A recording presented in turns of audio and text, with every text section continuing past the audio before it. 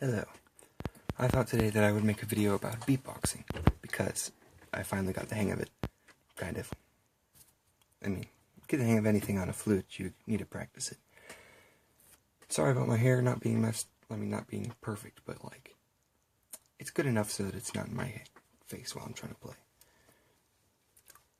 So, there's a couple different noises that people make. I've noticed people make all kinds of noises in beatboxing. I've only done beatboxing recently since I've been playing the flute. Thought it was kind of silly before then, but whatever. So, the main noise I use is a bass noise. Like, it's easier when I'm on the embouchure of the flute. And it takes warming up. Even if you know how to beatbox, it requires you to warm up. You have to spend a little while getting into the beat or whatever. Then there's the second noise, which is made with the back of the roof of your mouth before it gets soft, where it's still rigid, and the middle of your tongue, and it's like a K kind of noise, and it has to be a noise that you can make consistently. Sometimes it can be louder. If I had more saliva, then it would be louder. And then there's that other noise, which people refer to it as a T sound, but it's mimicking, like, what's it called? Cymbals, not cymbals. Whatever it is. A thing that I can't remember right now that's used in a drum set that goes tss. That's the noise. So together, once you've practiced these slowly, which I had to do a lot before I could even make any noises that sounded like realistic. At first I was just gagging and making a bunch of weird-ass noises.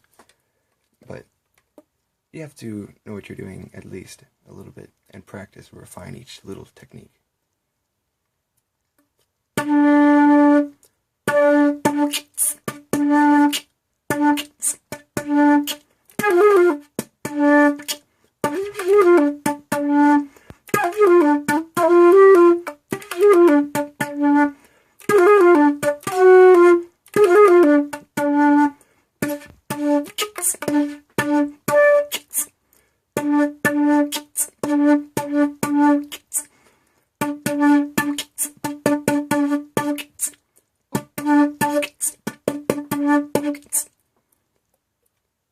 I need more practice.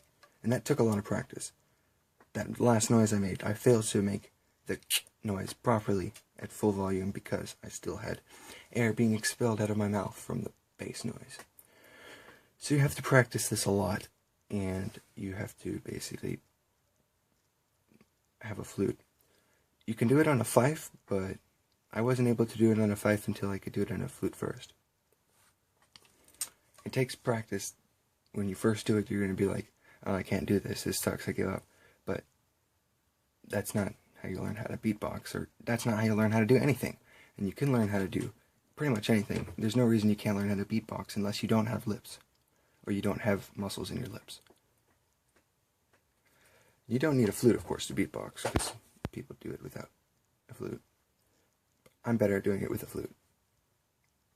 You know, like, that bass noise, I can't make it as loud without a flute.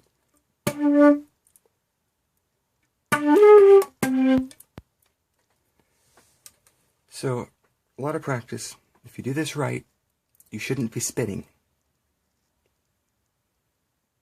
I know that probably doesn't apply to everyone because the mouth shape changes, but I haven't found myself spitting at all when I make any of these noises. So, if it's done right, you shouldn't be spitting. Also, you want to be careful because you can make your sinuses hurt if you press the air in your mouth the wrong way. Go into the back of your sinuses, and it will cause it to hurt and become sore. And then it's hard to beatbox. But I've learned how to make noises without having my sinuses get sore. It requires practice, as I said. So most of this has just been about talking about beatboxing. And I find it mainly useful for like a background noise. And it's mostly impressive when you're able to do something like play a flute or something else on top of it, and then beatbox, making it sound like a real instrument in the background. of course, there's no instrument around you, it seems really cool. Like, I've seen videos of people beatboxing and playing a guitar and sounding like they have a drum set next to them. That's pretty cool. That's the main point of beatboxing on the flute. You can put those sounds in with other things too, but it's harder to do. The timing is different. So I'm going to wrap up this video, but I'm going to start off by saying, when you make the first bass noise like that, you want to start out with your lips in a way that's like tucked behind your teeth, like a curl, like the kind of noise you might make that. Then make it a bit tighter without opening up your mouth, like at the end. And then push the air out through that little hole, and make sure that when it's actually releasing the contact, that it's not too far in your lips where it's very soft, or not too far out where it's not very smooth. It has to be in just the right spot. Otherwise it'll go, yeah.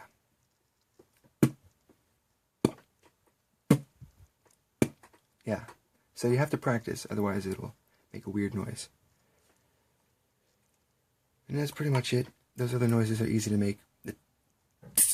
That's just pressing air through your tongue, well, pressing it against the roof of your mouth.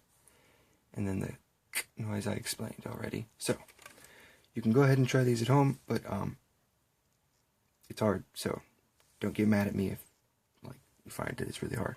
Different people have different mouth shapes, so there's different ways of doing this.